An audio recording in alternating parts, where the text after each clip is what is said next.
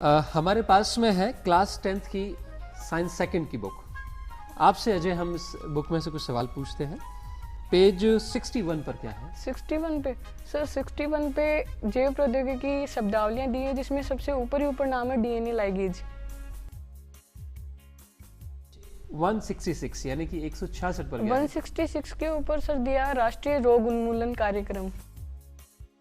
जैव प्रौद्योगिकी का विज्ञान की अन्य शाखाओं से अंतर संबंध, ये किस पेज पर है और उसके बारे में क्या डिटेल है? जी सर, ये 60 नंबर पेज पे और जैव प्रौद्योगिकी अन्य शाखाओं से अंतर संबंध में जैव प्रौद्योगिकी एक विस्तृत क्षेत्र वाला सब्जेक्ट है और इसके अंदर बहुत सी सब्जेक्ट्स इसके अंदर मिली हुई हैं, जैसे बायो, मैथ, केमिस्ट्री और जैसे खगोल विज्ञान, बहुत सी इसके अंदर जुड़ी हुई हैं।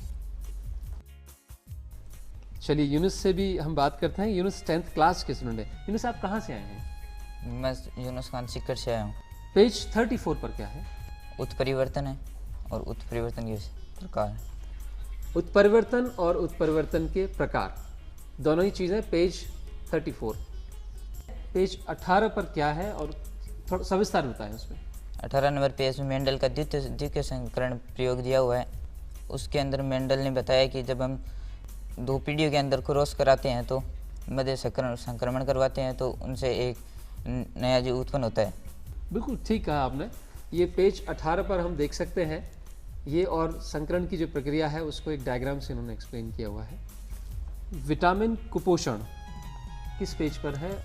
148 पर ये विटामिन कुपोषण है। अजय आप बताइए, जो अभी हमने पेज 148 पर विटामिन कुपोषण की हमने बात की, उसके बारे में कुछ और डिटेल बता सकते हैं? सर विटामिन कुपोषण के बारे में किताब में लिखा हुआ है कि किस प्रकार विटामिन की अधिकता या कमी से किस प्रकार के रोग होते हैं और उन रोगों से हम किस प्रकार निदान पा सकते हैं और उनके क्या लक्षण हैं। रोगों के प्रकार किस पेज पे है और कौन कौन से रोगों के बारे में उसमें लिखा है? रोगों के प्रकार सर 155 नंबर पेज पे हैं, जिसमें संक्रमण से होने वाले रोग हैं और जैसे किसी वायरस से होने वाले रोग हैं, वायरस जनित रोग है, जीवाणु जनित रोग है, संक्रमण से होने वाले रोग हैं, इनकी जानकारी दी हुई है। कहते हैं कि memory is not merely about learning, it is not merely about storing the data, it is about retention of the data. आप कितनी जल्दी उस चीज़ को रिकलेक्ट कर पाते हैं।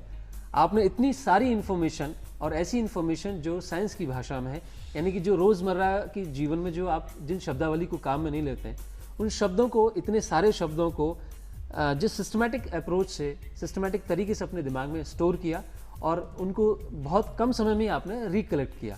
कमलेश जी वाकई काबिल तारीफ है और बहुत अद्भुत लगता है ऐसा, और विश्वास नहीं होता कि इतना भी करा जा सकता है। ऐसा ना सोचें ये सिर्फ 2 बच्चे हैं जो ऐसा कर सकते हैं, देश का हर बच्चा ऐसा कर सकता है और यही हमारा प्रयास है।